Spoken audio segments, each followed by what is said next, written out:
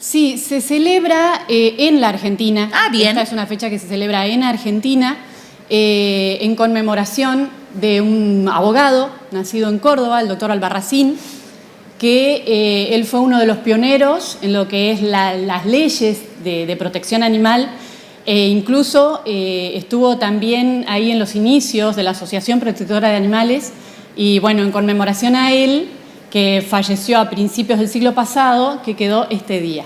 Perfecto. Bueno, Gabriela, vamos a hablar un poquito, justamente hoy lo vamos a dedicar a hablar de ellos, de los protagonistas de este día. Hay mucha gente que hoy por hoy está adoptando, ¿no? Yo creo que hace mucho tiempo atrás, a lo mejor cuando yo era chica y demás, usaba mucho esta cuestión de comprar, que también sigue vigente, pero bueno, es más la gente que adopta perritos, gatitos u otros animales. ¿Qué tengo que tener yo en cuenta, por ejemplo, para adoptar? Porque uno dice, voy, adopto uno y ya está, pero no. Hay muchos factores que hay que tener en cuenta para ver si puedo realmente y estoy capacitado para cuidar cualquier animal. Sí, bueno, a tener en cuenta primero es que saber qué queremos elegir, si un perrito o un gatito. Un gatito no es un perrito en miniatura, claro. Son dos especies completamente diferentes, uno es un canino, otro es un felino y con eso ya arrancamos con diferencias básicas. Otra cosa que debemos tener en cuenta es que necesitan un lugar cómodo donde dormir, sus espacios, sus tiempos, una buena alimentación, sanidad. Yo siempre les recomiendo que al momento de decidir incorporar a alguien más a la familia, porque va a ser un integrante de nuestra familia, salen del lugar a donde lo adoptan directo a un veterinario. ¿Por qué? Porque por ahí el animal puede verse súper sanito, pero nosotros los veterinarios tenemos la capacidad de reconocer por ahí alguna patología. Claro. De piel, desde un parásito externo, que el más común, la pulga y las garrapatas, y tratarlo inmediatamente, ya comenzar de una con el plan sanitario, así sea un perro adulto. Y también es importante tener en cuenta cuánto tiempo ese animalito nos va a acompañar en la vida. No es algo que se limita a 1, a 2, a 3 años, a 1, a 2, a 3 meses. Puede llegar a estar 14, 15, 16 años con nosotros. Y vamos a tener que saber que todo ese tiempo va a necesitar sanidad, va a necesitar alimento, va a necesitar un lugar a donde estar, va a ir envejeciendo, hay que acompañar esos cambios. Primero el cachorro, que generalmente si son perritos, cambio de diente, rompe cosas. Todo. Claro. Hay que estar preparado para todo eso, para que después no ocurra lo que ocurre siempre, los abandonos. Gabriela, y te consulto, por ejemplo, con el tema de los felinos, yo sé más de los felinos, ¿no? Okay. El gatito, digo, porque uno lo lleva bebé a su casa, supongamos que pasa el tiempo, ¿no? Que tiene que pasar para poder sacarlo del lado de su mamá. Uno lo lleva a su casa, pero el gatito también hay que enseñarle de alguna manera que vaya a sus piedritas sanitarias, que pueda comer. Todo esto lleva un tiempo, ¿no? Y esto es necesario que uno lo haga porque no es que los gatos son re inteligentes, lo hacen solo. No, lo que sucede muchas veces es el destete precoz. Se saca a los animalitos muy antes de tiempo al lado de su mamá. La mamá, tanto canina como felina, le enseña a sus hijos desde la alimentación hasta la reproducción, en su idioma, pero ellos enseñan. Entonces lo que se recomienda es que tanto el gatito como el perrito estén más o menos 12 meses con la madre. Dos meses con la madre, para que aprenda todas esas cosas, porque lo va viendo y lo va copiando de su mamá. Entonces, a partir de ahí incluso se puede comenzar con una vacunación, depende de cada criterio veterinario. Claro. Se puede comenzar, queda con la mamá, uno lo elige, el gatito o el perrito queda en el nido, en la casa donde nació y después lo retira.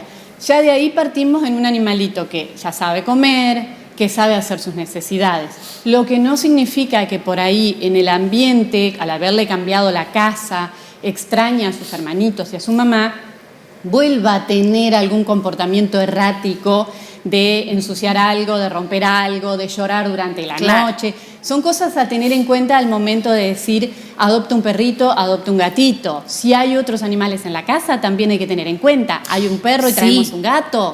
Eso totalmente, porque eso por ahí se dice es un mito, ¿no? Como perro y gato. Por ahí uno va a algunas casas donde hay perros y gatos que conviven sin ningún tipo de problema. Pero también hay que ver si el perrito, por ejemplo, ya lleva 4 o 5 años. Si uno le pone un gatito, un felino, ¿reacciona igual que si vas con otro cachorro, por ejemplo? ¿Cómo es el comportamiento? ¿En qué tenemos que fijarnos por ahí?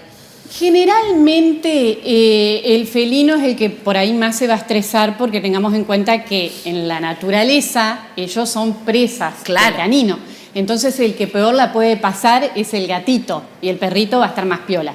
Entonces lo que hay que buscar por ahí es enriquecer el ambiente, tanto para el perro, que tenga su lugar para jugar, para despejarse, como para el gato. Por eso siempre recomiendo los árboles que se compran, los diferentes niveles en la pared que podemos llegar a adaptar en una casa, y eso a ellos les da muchísimo bienestar y les da seguridad.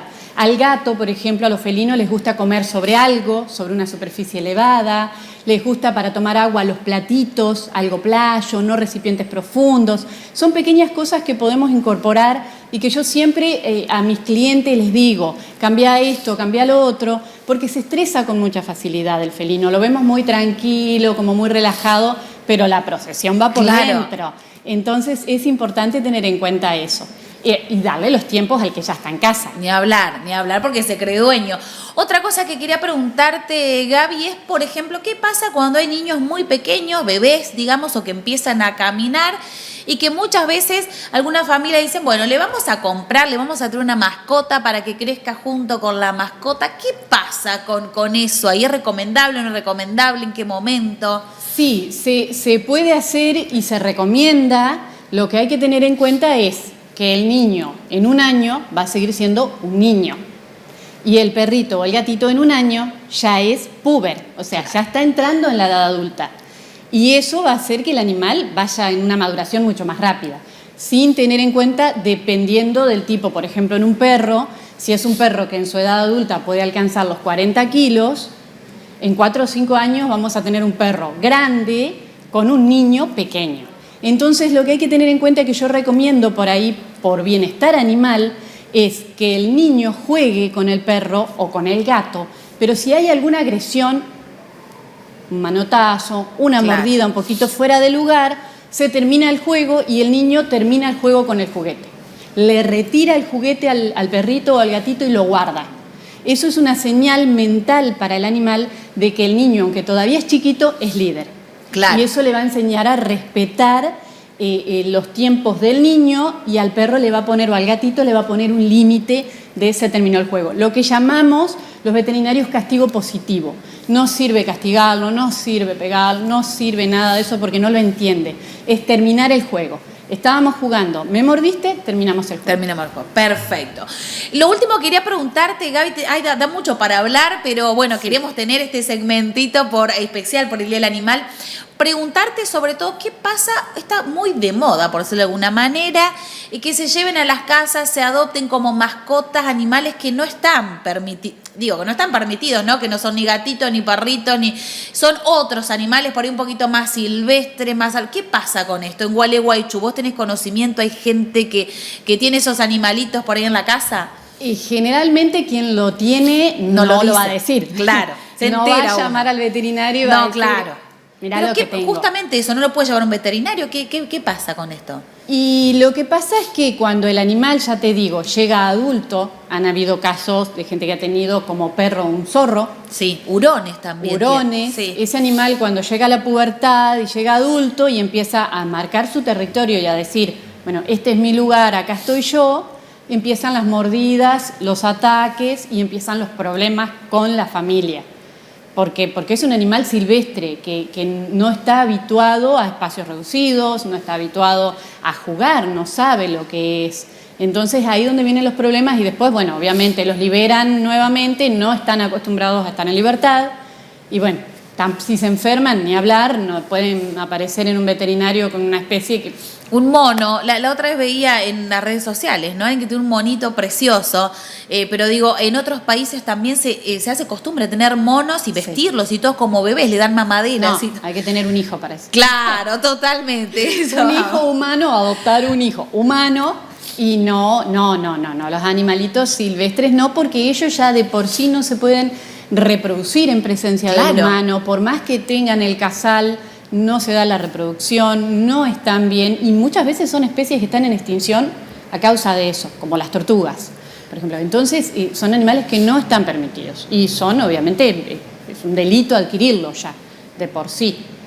Bien, Gabriel, antes que te vayas quería consultarte esto porque por ahí sigue siendo un mito, esta cuestión de castrar, sobre todo cuando se castra las hembras, que dice, bueno, a ver, primero tenemos que dejar que tenga una aparición y después lo castramos. ¿Esto es un mito? ¿Se puede castrar sin que tenga cachorros en realidad?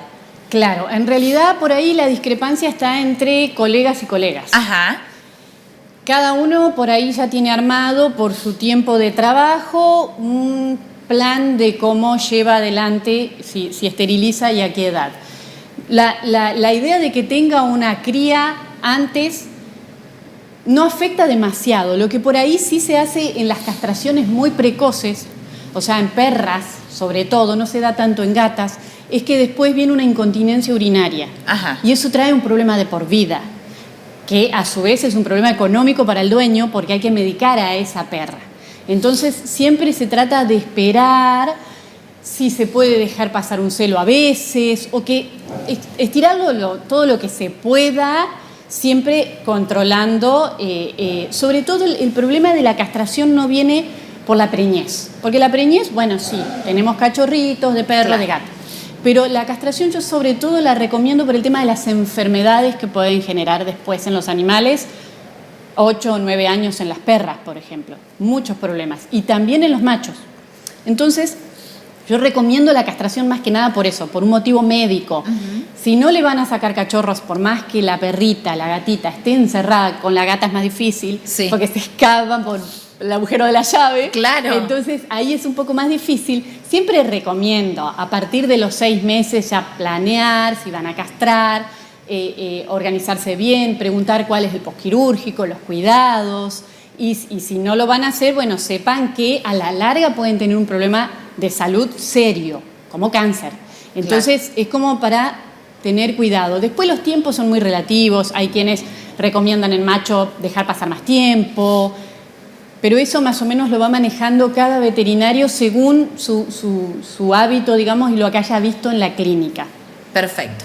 Bueno, Gabriela, nosotros te agradecemos muchísimo, un placer recibirte, tenerte un ratito aquí en nuestro noticiero, justamente hoy, el Día del Animal, pero no va a ser la última vez que te tengamos, ya te vamos a llamar porque está bueno saber más, está bueno desterrar mitos, informarse siempre. Así que te agradecemos muchísimo. Gracias por tu visita. Gracias a ustedes, un placer.